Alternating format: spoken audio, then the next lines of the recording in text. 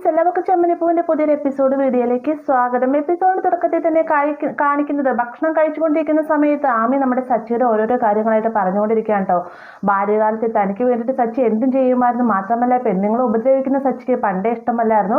അങ്ങനെ എന്തെങ്കിലും കണ്ടു കഴിഞ്ഞാൽ സച്ചി അവർക്ക് നല്ല രീതിയിൽ തന്നെ കൈകാര്യം ചെയ്യുമായിരുന്നു എന്നൊക്കെ പറയുന്ന സമയത്ത് ഇപ്പോഴും ആ ഒരു സ്വഭാവത്തിന് മാറ്റമൊന്നുമില്ല എന്ന് രേവതി പറയുന്നുണ്ട്. അതിനുശേഷം പറയുകയാണ്, സച്ചി കാരണമാണ് ഞാനിപ്പോൾ ജീവനോടെ ഇരിക്കുന്നത് എന്നൊക്കെ പറഞ്ഞുകൊണ്ട് ആമി തോട്ടിലൂടെ ഒഴുകിപ്പോയ സമയത്ത് സച്ചി വന്ന് രക്ഷിച്ച കാര്യങ്ങളെല്ലാം തന്നെ പറയാം. ഇതൊക്കെ കേൾക്കുമ്പോഴത്തേക്കും രേവതി നമ്മുടെ സച്ചിനെ നോട്ടം നോക്കുന്നുണ്ട്. സച്ചി ആണെങ്കിൽ ആകപ്പാടെ ടെൻഷൻ അടിച്ചിരിക്കുകയാണ്. കാരണം ആമി ഓരോരോ സത്യങ്ങളും പറയുമ്പോഴും രേവതി അതേ രീതിയിലാണ് സച്ചിയെ നോക്കുന്നത്.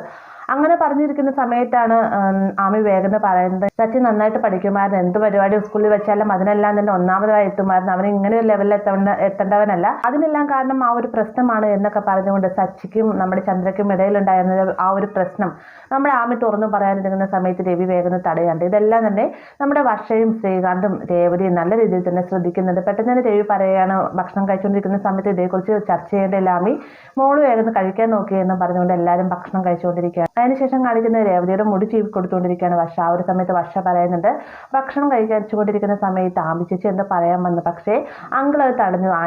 രേവതി ചേച്ചി ശ്രദ്ധിച്ചോ എന്ന് ചോദിക്കുന്ന സമയത്ത് ഞാനത് ശ്രദ്ധിച്ചു, എന്തായാലും സച്ചേന്റെയും അമ്മയുടെ ഇടയ്ക്കുണ്ടായ ആ ഒരു സംഭവം അത് ആമിക്ക് നന്നായിട്ട് അറിയാമെന്നൊക്കെ പറയുമ്പോഴത്തേക്കും ഇതുവരെ രേവതി ചേച്ചിയുടെ ഈ ഒരു കാര്യങ്ങൾ തന്നെ സച്ചേട്ടൻ തുറന്നു പറഞ്ഞില്ല, നിങ്ങളുടെ ഇടയിൽ യാതൊരു രഹസ്യമില്ല എന്നാണ് ഞാൻ കരുതിയത് എന്നൊക്കെയാണ് വർഷ പറയുന്ന നേരത്ത് എല്ലാ കാര്യങ്ങളും സച്ചേട്ടൻ എന്നോട് പറയാനുണ്ട്, പക്ഷെ ഇത് മാത്രം സച്ചേട്ടൻ എന്നോട് പറഞ്ഞിട്ടില്ല എന്നൊക്കെ പറയുന്ന കൂട്ടത്തിൽ തന്നെ രേവതി മനസ്സിൽ ചിന്തിക്കുകയാണ്, എന്തായാലും ആമിക്ക് എല്ലാ സത്യങ്ങളും അറിയാം, ആമിയോട് തന്നെ എല്ലാം ചോദിച്ചറിയണമെന്ന് പറഞ്ഞുകൊണ്ട് രേവതി വേഗം വർഷയോടായിട്ട്, പക്ഷേ എനിക്ക് മരുന്ന് കഴിക്കാനുള്ള സമയം, എനിക്കുള്ള മരുന്ന് എടുത്തു തരുമോ എന്ന് ചോദിക്കുന്ന സമയത്ത് രേവതി ചേച്ചി രേവതി ചേച്ചി ഇങ്ങനെ പറയുന്നത്, രേവതി ചേച്ചി കാര്യങ്ങൾ നോക്കുന്നതിന് വേണ്ടിയിട്ടല്ല ഇന്ന് ഞാൻ ലീവ് എടുത്തിരിക്കുന്നത്, പിന്നെ ഇങ്ങനെ പറയേണ്ട കാര്യം ഉണ്ടായിരുന്നു എന്ന് പറഞ്ഞുകൊണ്ട് വർഷ മരുന്നെടുക്കാൻ പോവാട്ടെ. ഇതേ സമയം തന്നെ സുധിയാകട്ടെ ആമി നീലിമയുടെ കൂട്ടാളിയാണെന്നും ആമി മുഖേന നീലിമ പണം തട്ടിയെടുക്കാൻ ശ്രമിക്കുന്നതാണെന്നുള്ളൊരു പേരുകൂടി സംസാരിക്കുന്ന സമയത്ത് എന്തായാലും സത്യങ്ങളെല്ലാം തന്നെ അറിയണം, സുധി ഇങ്ങോട്ട് വന്നേ എന്നും പറഞ്ഞുകൊണ്ട് സുധീനെ ബലമായി പിടിച്ചുകൊണ്ട് ആമിയുടെ അടുത്തേക്ക് കൂട്ടിക്കൊണ്ടു പോവാണ്.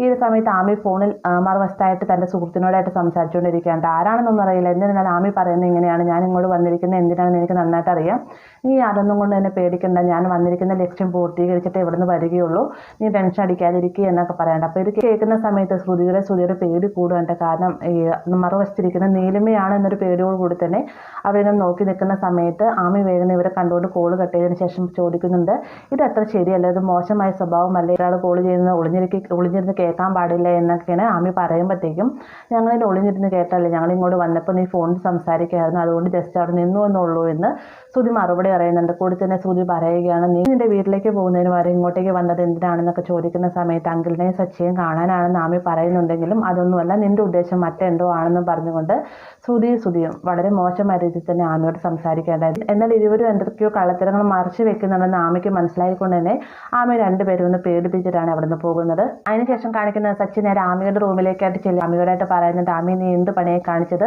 കാര്യങ്ങളെല്ലാം പറയുന്ന കൂട്ടത്തിൽ പണ്ടത്തെ കാര്യങ്ങളും കൊണ്ട് തുറന്നു പറയേണ്ട കാര്യം ഉണ്ടായിരുന്നു എന്ന് ചോദിക്കുമ്പോഴത്തേക്ക് നിന്റെ ഭാര്യയ്ക്ക് ഇതൊന്നും അറിയില്ല എന്ന് എനിക്കറിയില്ല, എന്ന് അതുകൊണ്ടാണ് ഞാൻ അങ്ങനെ പറയാനൊരുങ്ങിയതെന്ന് നമ്മുടെ ആമി പറയാണ്ട്. ആ കൂട്ടത്തിൽ തന്നെ സച്ചി പറയുന്നത്, എന്തായാലും ഇനി നീ ഒരു കാര്യങ്ങളും തന്നെ, അതായത് പണ്ടത്തെ കാര്യങ്ങളൊന്നും തന്നെ രേവതിയോടായിട്ട് തുറന്നു പറയരുത് എന്നൊക്കെ പറയുമ്പോഴത്തേക്കും നിനക്കറിയാലോ എന്നെ ഞാൻ കള്ളത്തരങ്ങളൊന്നും തന്നെ ഒളിപ്പിക്കാറില്ല, എന്തായാലും രേവതി എന്നോട് ചോദിച്ചു കഴിഞ്ഞാൽ ഒരു പക്ഷേ എനിക്ക് സത്യങ്ങളെല്ലാം പറയേണ്ടി വരുമെന്നൊക്കെ പറയുകയാണ്.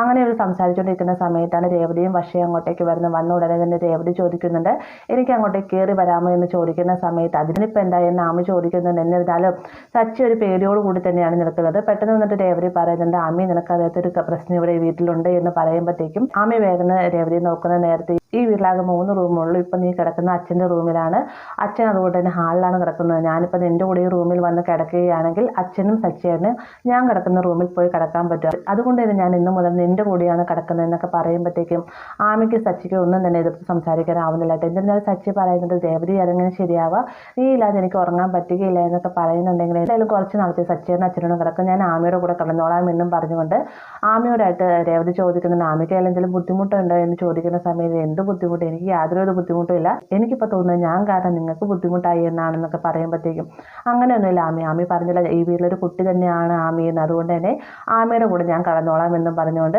രേവതി വേഗം സച്ചിയോട്ട് പറഞ്ഞ സച്ചിയായിട്ട് എന്നെ ഈ ഒരു ബെഡിലേക്കായിട്ട് കയറ്റി കിടത്തിക്കുക എന്ന് രേവതി പറയുന്ന സമയത്ത് ഒരു മടിയോട് കൂടിയാണ് സച്ചി രേവതിയെ ബെഡിലേക്കായിട്ട് കയറ്റി കിടത്തുന്നത്. കാരണം എങ്ങനെയെങ്കിലും ആമിയുടെ വയലിൽ നിന്ന് നമ്മുടെ രേവതി സത്യങ്ങൾ അറിഞ്ഞു കഴിഞ്ഞാൽ അതോടുകൂടി തന്നെ എല്ലാം തകരുമെന്ന് നമ്മുടെ സച്ചിക്ക് നന്നായിട്ട് അറിയാം. അങ്ങനെ സച്ചി വളരെ ടെൻഷനോടും പേടിയോടും കൂടിയിട്ടാണ് രേവതിയെ കട്ടിലേക്ക് എടുത്ത് കിടത്തുന്നത്. അതിനുശേഷം രേവതിയോട് ഗുഡ് നൈറ്റും പറഞ്ഞിട്ടാണ് സച്ചി അവിടെ നിന്ന് പോകുന്നത്. തൊട്ടുപിറകെ തന്നെ വർഷയും അവിടെ നിന്ന് പോകുന്നുണ്ട്.